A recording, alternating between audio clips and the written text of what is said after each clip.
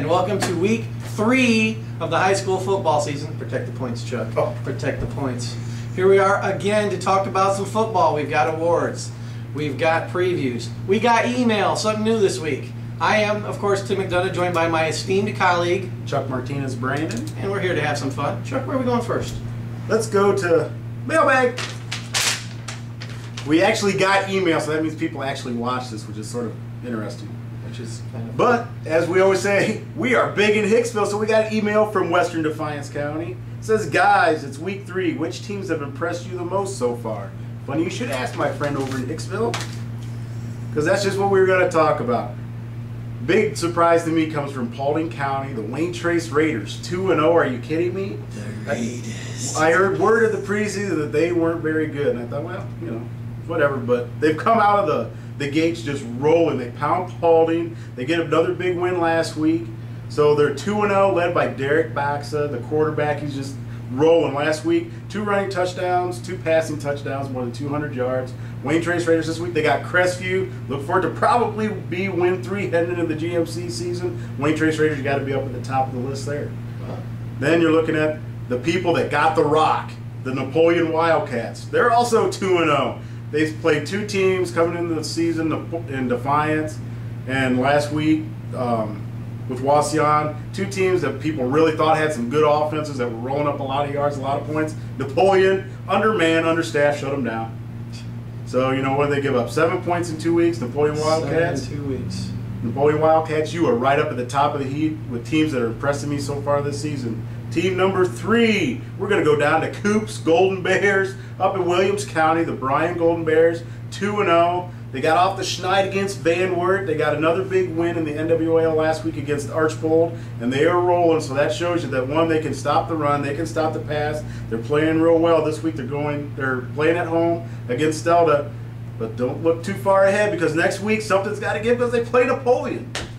So, you know, they've got Delta, which is 1-1. They've got a good running game, so the Bears are up to task, but keep your nose to the grindstone. Don't start looking too far ahead. So the 3 teams, Wayne Trace, Napoleon, Bryan, playing really, really well right now.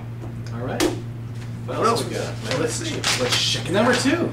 This comes to us from a gentleman named Don in Haviland who asks, hey guys, who has the best helmet logo in Northwest Ohio?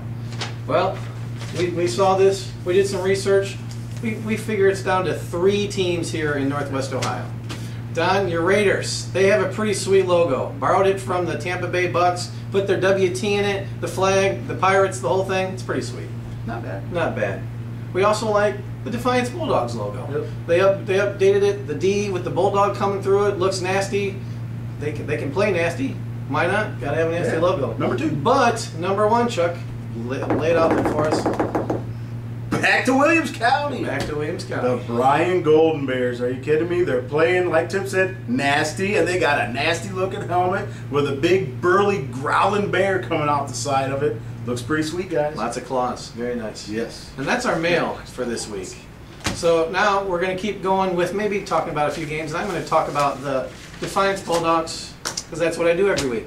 They've got a big game this week. I mean, if you look at the schedule, there's not a ton of big games, but this is a big game for the Bulldogs early in the Western Buckeye League season, playing OG on the road at OG. The Titans come in 2-0. You talked about Napoleon only giving up 7 points. OG giving up 7 points in 2 games. Wow. Shut out Fostoria 22-0 in the first week. Got past Shawnee 10-7 last week. In a slobber knocker, that is what Jerry Beatty called it. There's going to be another slobber knocker this week. You can't say that word now. Slobber knocker. Anytime you use that word, it's a great day. Slobber knocker, right? It's beautiful. It's going to be another one of those. Friday at OG. These 2 teams both are defensive. Defiance has only given up, doing the math, 17 points, 7 of them on special teams. So, yeah, I gotta get it together. 17 points, only 7 on special teams on a kickoff return. So they're really only giving up 10 points all year. These 2 defenses are going to just go out there, they're going to hit, and they're going to hit, and then before the clock hits 0 in the 4th quarter, they're going to do some more hitting. Because that's what they do. That's sort of what Beauty does. Right. But OG comes in. They got Jeff Seeker leading the way. He's one of their linebackers. 29 tackles. He leads the team. Up front, they got a couple of guys on the left side. I'm sorry, on the right side. Dylan Ellerbrock, 24 tackles. Jacob Recker, 17 tackles, 2 sacks, leads the team. And in the backfield, Brian Laubenthal, he also plays on offense, leads the team with 2 picks, 11 tackles. That's where they hang their hat. On the other side of the ball, a nice story where OG is concerned. Logan Kaufman is back. He was knocked out of the game last year against Defiance, missed the rest of the season.